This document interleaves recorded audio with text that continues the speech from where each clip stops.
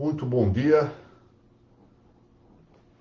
Reiniciamos hoje, nesta semana, no dia 25 de novembro de 2020, a nossa série Registro sobre Registros, hoje com a apresentação de número 215. Bastante coisa.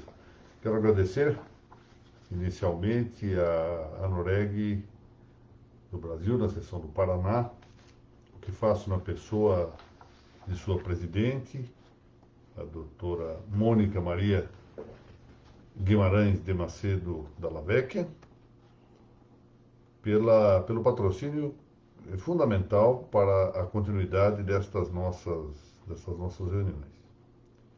E antes mesmo de começar, e para fazer a observação que mostra o relevo não só desse patrocínio, da continuidade da nossa série, e por isso mesmo agradecer isso tudo, eu queria dar-lhes uma notícia aqui que pode dizer-se em primeira mão. Eu acabo de sair de uma reunião virtual com a reitoria, o diretor do curso de pós-graduação e o diretor de curso jurídico do Centro Ítalo Brasileiro aqui de São Paulo, onde, com a presença de dois nomes relevantes na área do registro, aqui mesmo de São Paulo, um deles, o doutor Josué Modesto Passos, praticamente acertamos a realização, a partir provavelmente em março do ano que vem, de um curso de pós-graduação em Direito Notarial e Registral Imobiliário, curso de que eu devo ser o coordenador. E eu postulei com êxito, num primeiro momento, que possam as entidades representativas das notas e dos registros indicar os associados que façam o curso com um desconto no preço, só pelo fato de ser associado e indicado. Isso me foi concedido pelo Centro Ítalo Brasileiro.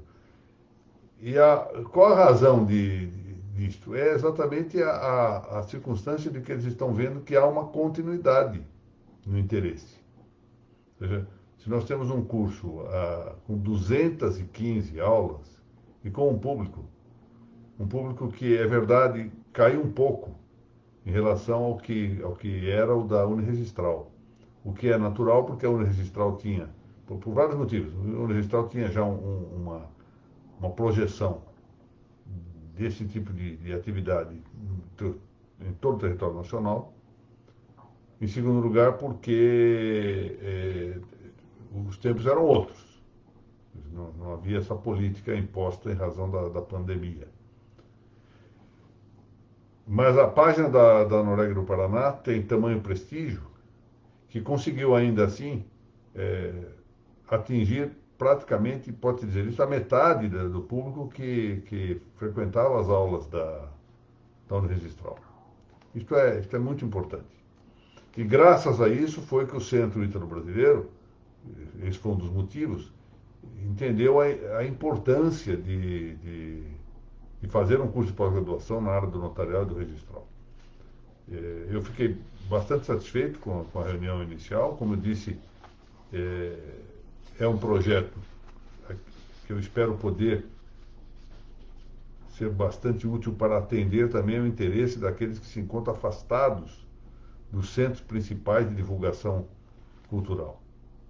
E são centros importantes, mas que não têm, muitas vezes, a mesma pujança econômica que permite, de alguns lugares, nascer, por assim dizer, ou continuar a produção doutrinária. De modo que eu estou bastante satisfeito e, mais uma vez, muito grato com o patrocínio da Anoreg do Paraná e de todas as entidades que a integram, bem como, não posso deixar de dizer, o patrocínio anterior que a Uniregistral e até mesmo a Academia Brasileira de Direito Registral Imobiliário haviam concedido a seu tempo a essas nossas realizações. Ou seja, pode ser que haja aqui um pecadilho de vaidade, mas atingir 215 aulas de uma só disciplina é algo que merece registro, merece meu agradecimento, que eu estendo não só a NOREC, bem como as entidades que a integram, e as entidades anteriores que acolheram o nosso curso, mas, sobretudo, muitíssimo também, a uma audiência fiel ao largo desse tempo. Eu não posso deixar de consignar isso. Muito bem. O cartório do Boqueirão está trasladado para o Ceará, ao que vejo aqui. Muito bem. Vamos lá. Estamos tratando do tema do uso. E aqui é uma questão teórica importante que nós vamos ferir hoje e que interessa muitíssimo no plano prático aos notários e aos registradores, que consiste em saber se no plano subjetivo uma pessoa solteira pode ser titular do direito de uso e se uma pessoa jurídica pode ter em seu favor constituído um direito real de uso. Esses são os temas, digamos, dentro do que nós vamos cuidar hoje, que ostentam um relevo prático, especialmente porque o uso não é frequentado muito nos tempos atuais, e mais dia menos dia isso pode aparecer. E então o notário e o registrador vão se debruçar ou se defrontar com essas questões que eu mencionei. Ou seja, pode uma pessoa solteira dirigir-se a um proprietário de um imóvel, a um notário e pedir que elabore uma escritura institutiva do direito real de uso em favor dessa pessoa solteira? Pode uma pessoa jurídica, enfim, comparecer também perante o notário e pedir-lhe que faça uma escritura, com a presença ali do dono do imóvel, instituindo o direito real de uso em favor de uma pessoa jurídica? Na sequência, poderá o registrador de imóveis acolher essas escrituras e depois confiar na qualificação notarial antecedente e registrar o uso, seja em favor da pessoa solteira, seja em favor da pessoa jurídica? É o que nós vamos ver na nossa exposição de hoje. Bom, contornando a afirmação de Orlando Gomes, para quem o direito real de uso não é um efeito do desmembramento dominial, ele tem autoridade, não há dúvida, mas é uma opinião muito isolada nesse sentido. Ele diz que o desmembramento é só invocado para tornar mais compreensível a ideia do uso. Deixando isso de lado, que na verdade é uma posição muito pessoal de Orlando Gomes e que nisto se diferencia de muitos outros doutrinadores, até mesmo no plano internacional, que tratam do direito real de uso. Façamos aqui uma brevíssima referência a Teixeira de Freitas, esse grande jurista brasileiro, injustiçado jurista brasileiro, natural da Bahia, que trata do desdobramento dominial de atributos, aquilo que nós temos tratado muitas vezes, o desmembramento que permite a elasticidade, a efetividade do caráter elástico do domínio. Porque diz Teixeira de Freitas que é esse desdobramento que propicia o usufruto e o uso. Mas ele acrescenta esse dado muito esclarecedor, que o desmembramento dessas características não propicia apenas o direito real, não propicia apenas a formação de direitos reais menores. Esse é um ponto interessante. A elasticidade do domínio é tal que, propriamente, esse desdobramento do domínio, da propriedade, gerará direitos reais menores, no sentido mais claro. Mas essa é a interessante observação Teixeira de Freitas. Também do desdobramento nasce algo que não é direito real. E ele prossegue. Que o mesmo vocábulo usufruto indica uma desmembração da propriedade, contrariando aquela posição adotada por Orlando Gomes. Usos mais fructus são atributos dominiais. E podem separar-se. Portanto, eis aí a indicação do desmembramento. Mas ele diz, olha, pode haver uso e fruição sem o desmembramento jurídico do domínio. Desmembramento jurídico. Mas sim com um desmembramento, podemos dizer assim, factual, fático, de fato. Diz ele, como acontece na locação, que só dá ao locatário um direito pessoal. Bom, para quem? É a posição de Augusto Teixeira de Freitas e a posição praticamente, pode-se dizer que praticamente pacífica no Brasil, em que a locação é instituto de direito obrigacional. Eis aí um caso em que o desdobramento fático do domínio, não jurídico, mas fático, leva a que o uso e o fruto estejam descolados do domínio. Eu acrescento aqui algo similar. A minha opinião é de que isso também ocorre em relação ao comodato. Mesma coisa, não há propriamente um desmembramento jurídico, mas há um desmembramento de fato das condições do uso e do fruto. Bom, quando eu digo que não há um desmembramento jurídico, é porque os atributos, teoricamente, não são destacados como tal para a passagem a terceiro. Mas o fato não é ilícito. Então, sob este outro aspecto, não se pode negar que haja alguma juridicidade também nesse desmembramento dos atributos dominiais, no caso da locação e, a meu ver, no caso do comodato. Bom, externamente, nós temos uma visualização externa do fenômeno, ou seja, aquilo que se exprime, aquilo que se percebe. O uso está faticamente também destacado do domínio. Isso não nega nem Orlando Gomes. E a mesma coisa no usufruto, na locação e no comodato. Hoje é a mesma coisa, portanto, em todas as situações. O que os distingue não é, pois, o fato do uso, nem o fato da fruição, mas é a valoração jurídica, essencialmente independente nesse quadro com as ordenações positivas. Claro, por que depende da ordenação positiva? Porque em alguns países a locação é considerada direito real. E eu volto a dizer, aqui no caso do Brasil, eu acho isso bastante duvidoso que não o seja. Dessa maneira, desde que seja adotado monopólio legal para a caracterização dos direitos reais, o que eu vou dizer agora é uma lição de José de Oliveira Ascensão, grande jurista português contemporâneo. Os particulares estão impedidos de criar figuras de natureza real que não foram normativamente previstas. Faltou um S aí, na palavra previstas. Bom, pois nós não podemos ficar por aí fazendo contratos ou vamos a um tabelião, vamos criar um novo direito real que não existe ainda. Tal entenderão.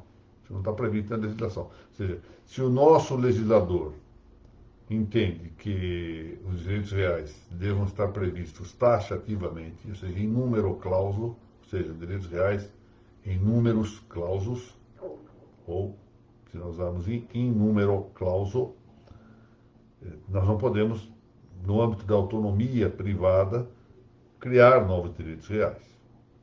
Bom, isso é uma coisa, tá bem. Até porque seria um pouco difícil ficar criando novos e novos direitos reais. Precisaria muita imaginação criadora. Mas o fato de nós termos um sistema de números clausos, o sistema taxativo dos direitos reais, não significa, mesmo José de Oliveira Ascensão, quem o diz com muita agudeza, não significa, abro aspas para citar isso, um privilégio legal quanto à enumeração dos direitos reais. Porque a clave decisiva da natureza das relações jurídicas é dada pelo regime legalmente adotado para cada figura e pelo esquema universalmente válido de competências. Aí está, entre intérprete e norma. Ou seja, cabe ao intérprete encontrar em cada figura as características essenciais da realidade e que ele deverá daí extrair, na sua compreensão do significado normativo, ou seja, ao extrair o significado normativo, se o direito ali previsto é real ou pessoal. Ou seja, não cabe ao legislador, pura e simplesmente, dizer, não, eu entendo que isso aqui é pessoal, ou então não dou nome nenhum, mas entendo que é pessoal. Caberá ao intérprete, ao jurista, ao compreender a norma, extrair o seu significado. Então, por isso é que em relação à locação, no caso do Brasil, pese embora, pode-se dizer que de maneira pacífica, a doutrina brasileira situa a locação no âmbito do direito pessoal, pode haver, e no meu caso, eu confesso, sempre admiti essa posição, dúvidas sobre o caráter de sua transcendência real. Por quê? Porque não cabe ao legislador dizer, eu adoto o sistema de números clausos. Parabéns, pode adotar. Então, direitos reais são taxativos, ótimo. Só que ele cria várias figuras e caberá ao intérprete dizer se essas figuras estão dentro da taxatividade ou não. Pode, pois, considerar-se razoável, prossigo aqui, a possibilidade de, no futuro, admitir-se uma distinta valoração jurídica entre nós da locação e do comodato. Eu chamo a atenção para o fato de que o comodato sequer se admite como fato inscritível no registro de imóveis. Seria interessante que se desse ao comodato uma eficácia erga omnes, né? Nesses institutos, locação e comodato, o que nós temos é que a coisa locada, fruída, usada ou dada em comodato, um destino econômico bastante similar. Entre, portanto, fruição, uso, locação e empréstimo da coisa em comodato. Então, o destino econômico é similar. Fenomenicamente, nós não reconhecemos coisa diversa. Se alguém está usando do imóvel, se está fruindo do imóvel, se está usando na condição de locatário, ou habitando na condição de locatário, ou fazendo ali indústria na condição de locatário, ou mediante comodato, do ponto de vista do fenômeno externo, não há nada a distinguir. Portanto, é um problema que leva a que nós, sugestivamente, de futuro, possamos reavaliar, no direito brasileiro, a natureza dos efeitos contra homines da locação, por exemplo. Há um efeito contra todos, relativo à locação registrada. E isso não é direito real? Portanto, teríamos, como já indiquei, apreciar, no menos, a utilidade da inscrição do comodato imobiliário, com que nós atenderíamos, talvez, a um seu caráter real. Nesse sentido, eu refiro aqui a quem tenha o livro de Direitos Reais, do José de Oliveira Ascensão. O José de Oliveira Ascensão tem uma série de obras, não só sobre direitos reais, muito interessantes, incluindo esse livro que eu citei, que é um livro geral sobre direitos reais. Outros são mais específicos, temas mais particulares, mas também ele tem uma obra de introdução ao direito magnífica, que foi editada por mais de uma casa editorial. Eu recomendo que quem for comprar busque a da Fundação Calouste Gulbenkian, porque o preço é mais barato. Vale muito a pena esse livro. Então, me refiro à posição dele, em que ele fala claramente do caráter jurídico real do arrendamento. Bom, antes de que nós passemos, o que ocorrerá só no nosso próximo encontro, a cuidar do objeto material do direito real de uso, vamos deitar aqui, como eu disse num momento... Ontem eu li uma passagem do Caldas Barbosa, um grande poeta de muito tempo atrás, a respeito da ternura do brasileiro. Então, de vez em quando, a gente tem uma referência aqui própria da chamada ternura dos brasileiros. Deite-se uma vista d'olhos, me permitir essa referência, ao aspecto subjetivo desse direito. Ou seja, vamos considerar aqui quem pode ser titular ou quem pode ser, pois, usuário. Nós estamos tratando de direito de uso. O artigo 1412 do Código Civil Brasileiro, de 2002, diz o seguinte, aspas, o usuário usará da coisa e perceberá os seus frutos, quanto o exigirem as necessidades suas e de sua família. Então, ele usa da coisa e percebe frutos. Notem bem, hein? Mas percebe os frutos limitadamente, só quanto naquilo, na medida que o exigirem as necessidades suas e de sua família. E depois os parágrafos 1º e 2º desse mesmo artigo, 1412, dizem respeito ao tema das necessidades próprias do usuário e ao tema e o tema das necessidades de sua família. Bom, o só fato de nós termos dois parágrafos, um falando das necessidades próprias e outro das necessidades de sua família, parece reforçar, pela só consideração tópica, uma vez que eles tratam de distintas necessidades da pessoa do usuário, de sua família, um reforço a uma compreensão que já talvez estivesse nutrida pelo caput do artigo 1412, porque ali se fala do o usuário usará da coisa quanto exigirem as necessidades suas e de sua família. Era perfeitamente possível compreender isso de maneira distinguida, tal que houvesse efetivamente duas necessidades e as duas pudessem satisfazer-se isolando-se a primeira, ou seja, cabimento portanto, de uma pessoa solteira ser titular do usuário. Isso parece ser reforçado e está de acordo com a doutrina dominante. Então, pessoa solteira aparentemente pode realmente ser titular, ser usuário, ser titular do direito real de uso. Eu aqui invoquei, brevitatis causa, a doutrina deste civilista contemporâneo, gaúcho, Arnaldo Rizzardo, que inclui essa ideia de atender-se às necessidades familiares como uma expansão do direito concedido intuito personae. Muito interessante esse argumento dele. Não é que se admita, em caráter excepcional, que uma pessoa solteira, ou digamos como uma visão periférica do instituto do uso, que uma pessoa solteira ou uma pessoa isolada seja o titular desse direito. Não. Esse é o aspecto fundamental, ou seja, o direito é concedido intuito personae, ou seja, para uma pessoa. E é expansiva a ideia das necessidades familiares. Ou seja, então nós temos aqui o destaque da expansividade do interesse familiar. E não ao revés, o interesse é familiar e se estende a pessoas solteiras, uma franja limitadora periférica para a pessoa solteira. Não, é o contrário. É dirigida a uma pessoa, seja solteira, casada, não importa, e com extensão à sua família. Isso tem importância porque nada impede que o direito seja instituído e constituído em favor de uma pessoa solteira e que essa pessoa se case e passe a incluir-se no bojo do direito de uso as necessidades da família.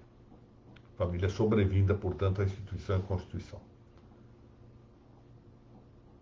Por outro lado, isso não significa contitularidade do direito, ou seja, o direito é da pessoa, de uma pessoa, e isso se estende à sua família. Mas pode admitir-se contitularidade, isso não afasta a possibilidade de que um notário institua, por meio de uma escritura pública, o direito de uso em favor de 2, 3 ou mais beneficiários.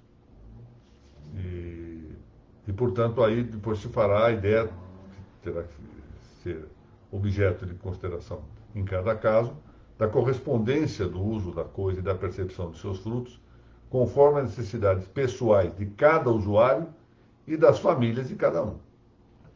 Muito bem. Agora, uma questão diversa, e essa parece mais controversa, é de saber se nós podemos instituir esse direito à titularidade de pessoas jurídicas.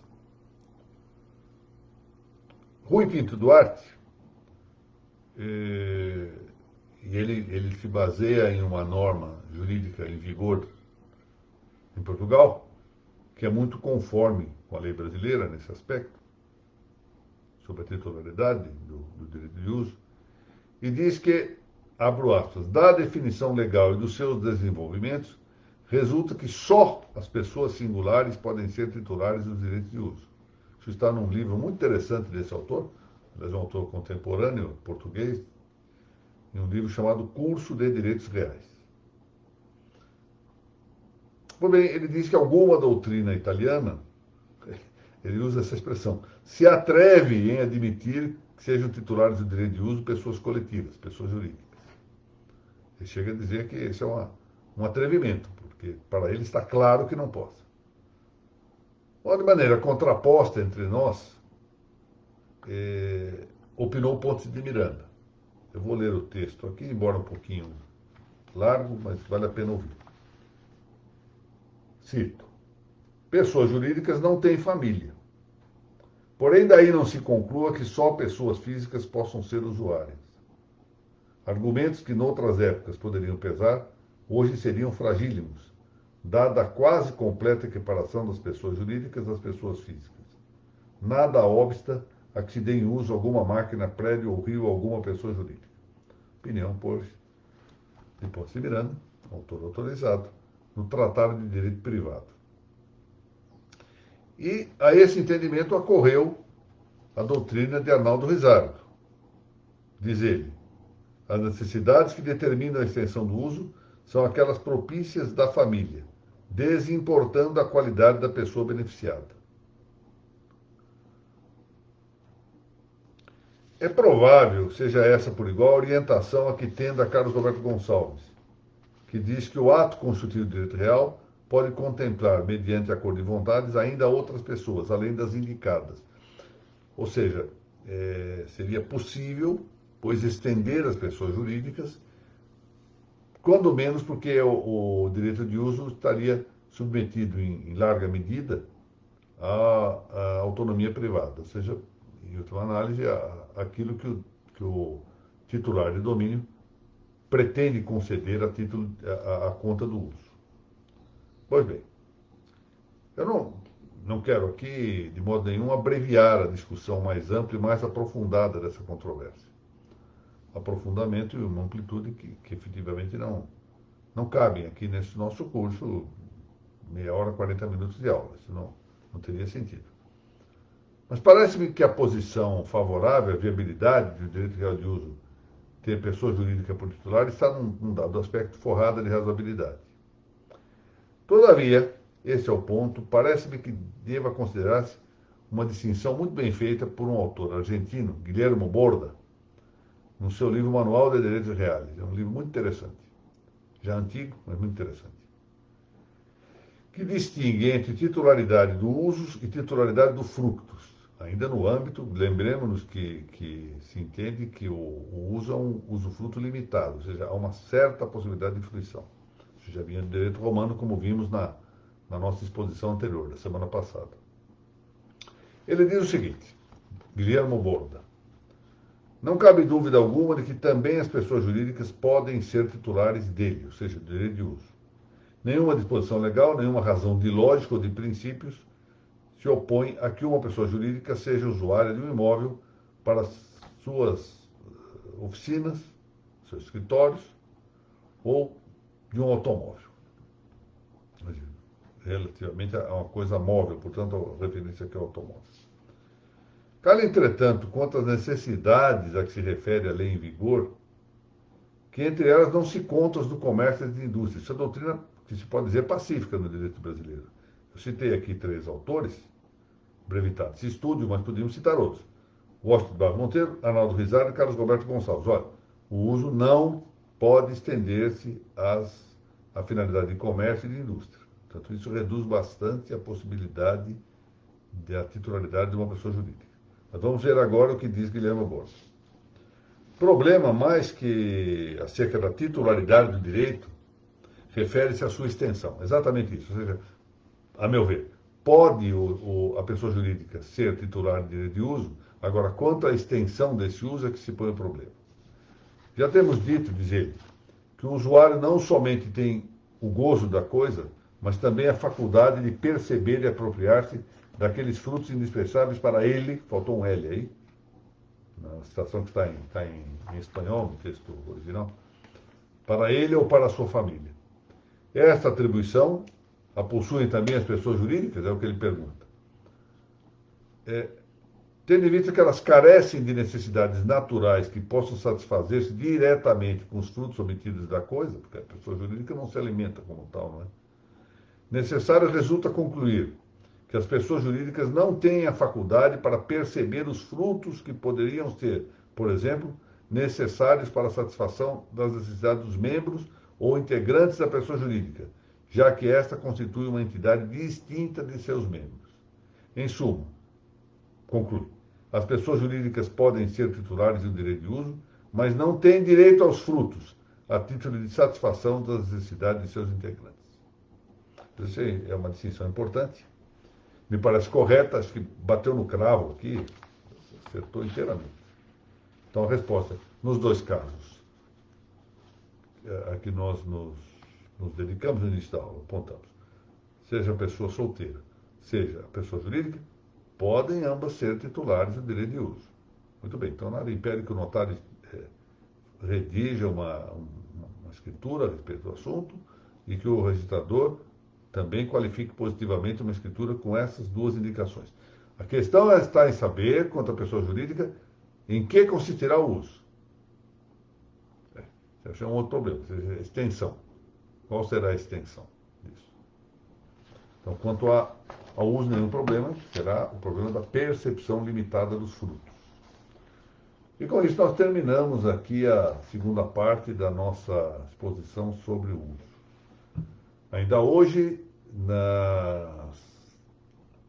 às 18h30, é isso mesmo, na página do Instagram da Arpen Goiás, presidida pelo Dr. Bruno Quintiliano e de que faz parte, de cuja diretoria faz parte a minha querida amiga Evelyn Valente, haverá na página do Instagram a continuação do curso Caminhando pela Lei 6.015. Esse curso foi idealizado pela doutora Thaís Castelo Branco, que é também aí do Ceará, doutora Mônica. E depois de uma primeira fase em que isso se fez autonomamente, migrou o curso e reiniciou-se para a página da Arpen Goiás no Instagram. E a cada 15 dias se faz aqui um encontro breve, 35 minutos, 40 minutos, tratando dos dispositivos da Lei 6.015, como o nome está dizendo, caminhando pela Lei 6.015. E hoje nós vamos tratar do artigo 8º, que tem uma tensão manifesta, o artigo 8º da Lei 6.015 tem uma tensão manifesta com o artigo 4º da Lei 8.935. E há uma dúvida sobre a revogação ou não desse artigo 8º, uma matéria que vai ser objeto da nossa apreciação hoje na parte da tarde. Bom, 18h30 na página do Instagram. E sexta-feira, não nos esqueçamos, haverá o Pinga Fogo, que foi revitalizado pela Noreg do Paraná. Ainda estamos tratando lá dos requisitos da escritura, com a presença da doutora Bernadette Leonero, da doutora Cláudia Rosa, do doutor Fernando, assessor da Noreg do Paraná, da Isabela Bicalho, grande registradora, professora lá em Miguelópolis, da Larice Moura, que hoje é registradora no Ceará, começando a sua carreira de registradora de maneira muito brilhante, muito atenta, muito diligente. Então, e, claro, a presidência da tabeliã Mônica Guimarães de Macedo Dalla Vecchia. Então será às 10h30 na sexta-feira. Eu vou fazer uma proposta aqui, eu gostaria de ouvir o que pensam. Eu estou imaginando que o melhor proveito que nós tiraríamos dessas nossas reuniões seria manter a documentação, ou seja, manter a publicação dos textos, mas postergar a publicação dos textos. Ou seja, em vez de publicar na véspera, publicar um dia depois. Ou seja, eu conheço a natureza humana e a minha é assim também. Não é? Se nós temos o texto, tendemos a pular parte das aulas, a não prestar muita atenção na exposição. E olha, a grande vantagem que eu vejo do ponto de vista didático nestes encontros não é propriamente a leitura do texto, pura e secamente, mas é que nós possamos ir raciocinando aos poucos para chegar aos resultados que se encontram no texto. Se a gente já tem o texto pronto, tem uma certa tendência a não acompanhar a evolução das coisas. Eu tenho um episódio conhecido com que eu encerro a minha exposição de hoje. Eu, uma vez, estava dando aula de direito penal numa faculdade aqui, de São Paulo, e indo ao fundo da classe, eu não sei porquê, eu olhei para o quadro negro e notei que uma grande dispersão. Escrevia de um jeito, escrevia para o lado que eu estava virado, eu escrevia torto. Os alunos não merecem essa anarquia. Vou mudar. E o que eu fiz? Fui para casa e preparei a aula posterior, usando. Antigamente era um papel, se chamava alguma coisa de dispositivo, não me lembro mais agora o nome, que se passava com um retroprojetor. Sabia que a universidade tinha um retroprojetor, coloquei aquilo no celofane, datilografei, ficou muito bonitinho, muito bem organizado.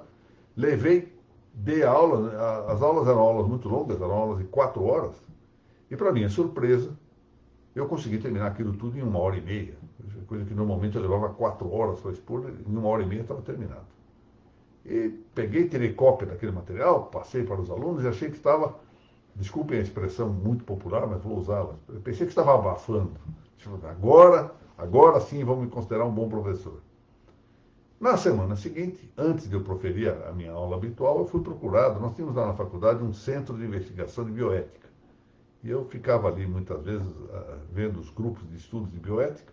Fui procurado por esses alunos de direito penal, os melhores da classe, um grupo de 5 ou 6, os alunos que eram a elite intelectual. Pois não, o que posso receber? Professor, nós viemos reclamar da sua aula anterior. Falei, como? Da minha aula anterior, dessa que eu passei com... Sim, isso mesmo. Mas por quê? Porque o senhor já nos deu muito mastigado e nós não acompanhamos o seu raciocínio. Quando nós fomos estudar, já não conseguimos acompanhar direito.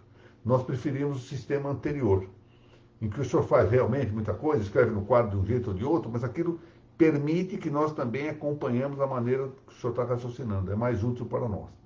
E aí eu compreendi que, efetivamente, uma coisa é o resultado pronto, ou seja, o objetivo final. Bom, está aqui, a documentação está aqui. Outra é a trajetória para se chegar àquilo. Então, eu vou fazendo essa proposta aqui no ar para a doutora Mônica Dallavecca examinar.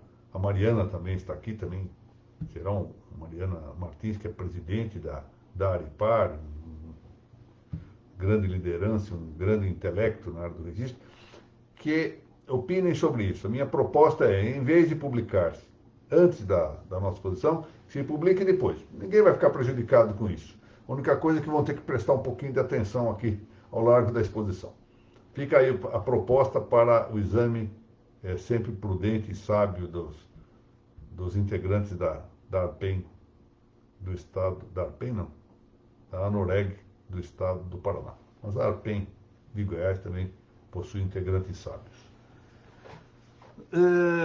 Bom dia, doutora Mônica, do Cartório do Boqueirão. Doutora Maria Ornelas, muito bom dia. Agradeço muito a sua presença habitual aqui. É muito agradável esse fato. Pois, espero que seja sol no Ceará. Segundo o Serviço de Imóveis de Curitiba, espero que continue em Curitiba. Doutora Mariana Martins, muito obrigado por sua presença. Doutor Rogério Tobias, estimadíssimo amigo, grande nome do direito registral. Quero vê-lo lá na turma, Rogério, dessa pós-graduação. Eu digo um dos motivos, eu antecipo. Um dos meus projetos é transformar o Rogério, que é um grande estudioso do direito das notas, em um professor, efetivamente. E aí, já com essa pós-graduação, o próximo passo vai ser indicá-lo para ensinarmos a todos nós. Dr. Wagner Rodrigues, bom dia. Cláudia Rosa, estimada professora, muito obrigado. Doutor Valdecir Castiglione, saudade das nossas reuniões. Muito bem. Doutor Mário Martinelli, muito bom dia, muito obrigado. Isso aqui é chamada... eu falo em latim para não ficar ofensiva, adulatio peccatum est.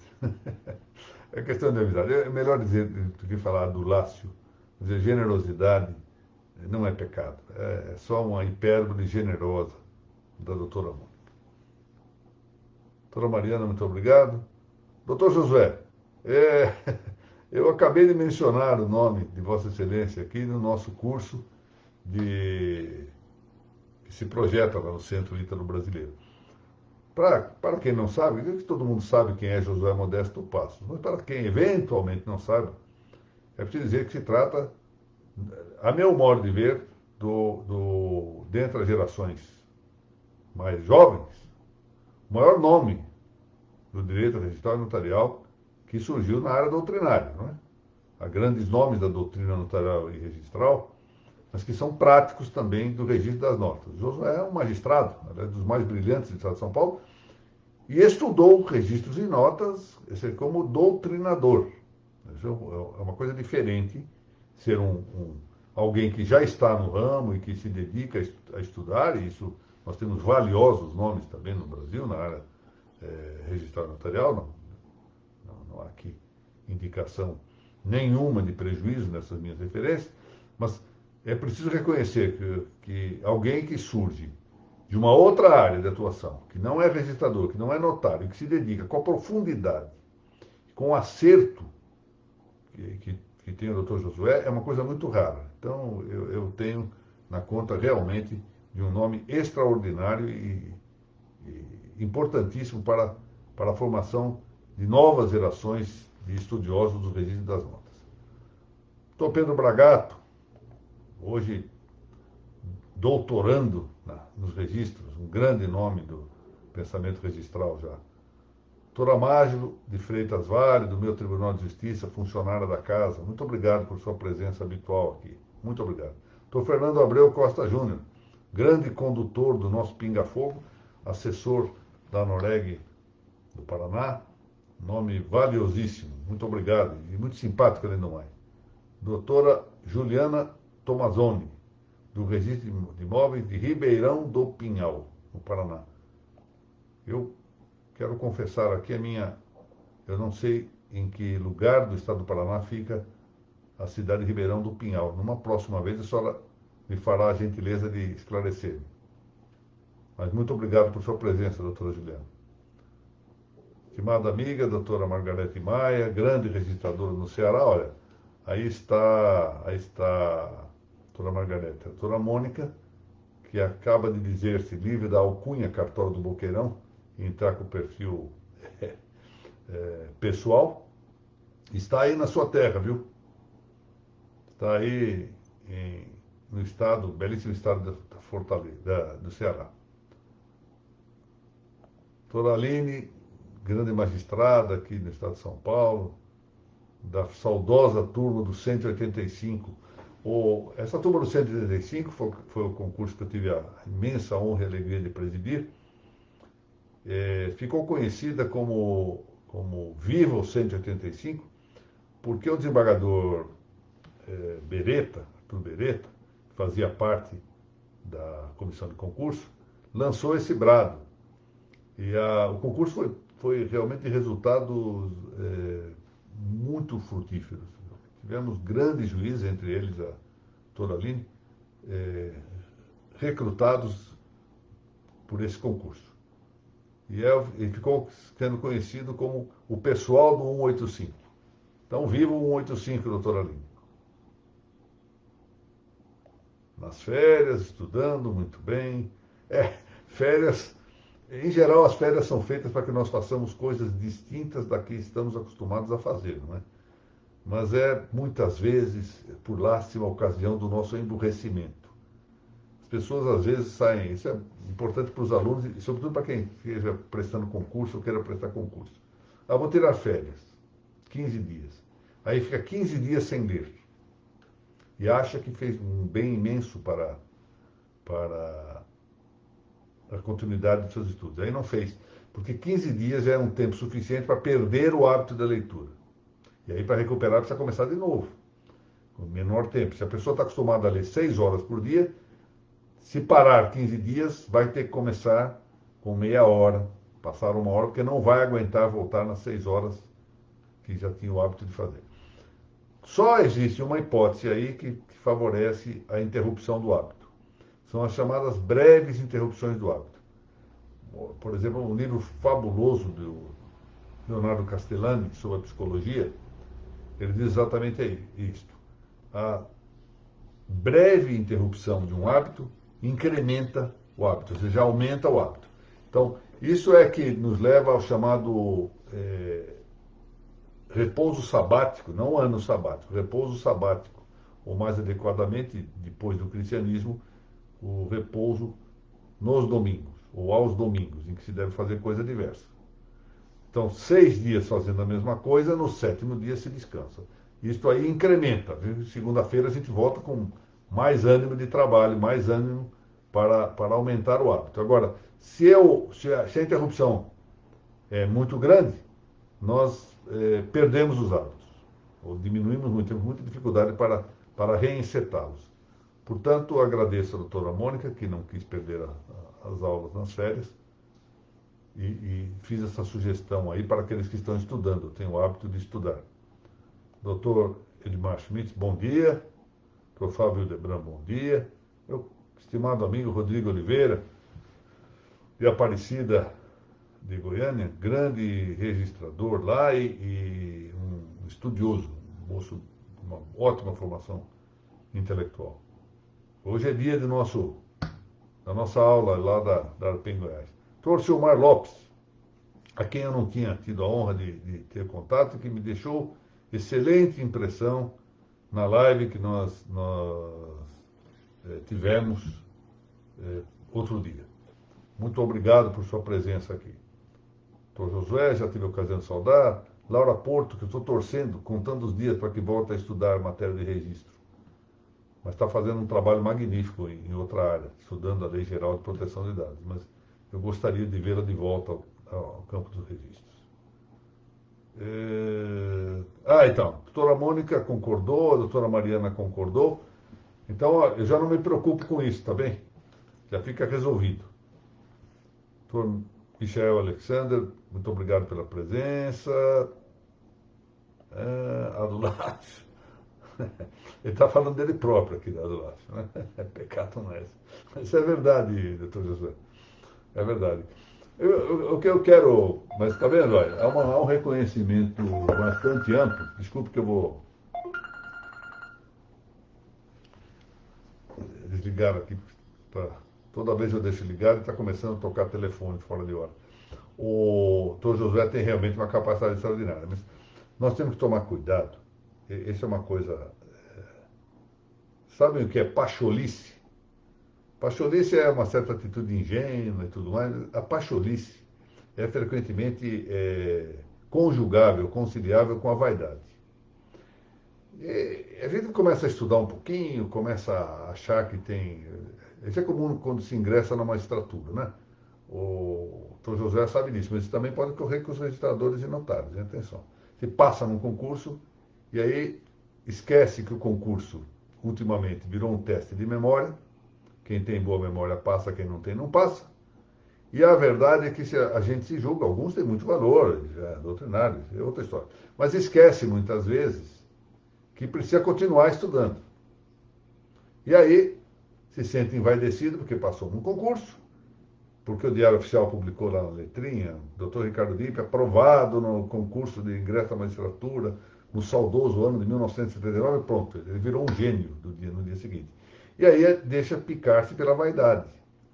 E a vaidade tem esse efeito, ou seja, mantém a pessoa na pacholice, ou seja, na ingenuidade, na falta de cultura, etc., mas engana. E esse é o risco da adulação, doutor José. Eu, de modo algum, acuso disso as pessoas generosas, que muitas vezes exacerbam em avaliar-me. Mas eu tenho muito receio dessas hipérboles, porque Vai que um dia eu acredite, e aí, bom, então já não preciso mais nada. Não preciso estudar, não preciso passar aí horas e horas me dedicando a ler, ler, ler, para tentar aprender dos outros o que eu não sei. E a gente pode ser vitimado por esse gravíssimo pecado da vaidade, que é um dos pecados capitais. Então, tomemos cuidado mesmo, tem essa razão. Mas, e na verdade, que o doutor Josué é de uma capacidade extraordinária, tem razão o doutor Rogério Tobias. Ah, próxima Londrina, tá bem. Eu estive uma vez só em Londrina, atendendo a um convite da Justiça Federal. Fui falar na escola lá da Justiça Federal. Fui falar sobre execução fiscal. Há muito tempo. E estive recentemente em Maringá, que é também próximo aí da sua cidade, não é, doutor? Também Cianorte é próximo, onde está o meu amigo José Luiz Germano. Muito obrigado, doutora Juliana, pela sua presença. Faça disso um hábito. Acabamos de falar de hábito, peço que faça disso um hábito. Viva o 185, doutor Rodrigo, muito bom dia. Saudações ao Bernardo. Bom, meus caríssimos, muito obrigado. Hoje passei do tempo. Loquacidade exagerada e tomando o tempo dos senhores aí, que já tanto me honram com a presença. Pois bem, muito obrigado. Nos vemos, se não hoje à tarde, na aula da PEN Goiás. Na sexta-feira, não se esqueçam do Pinga Fogo, às 10h30, aqui na página da Anoreg do Paraná. Muito obrigado e que Deus a todos nos abençoe.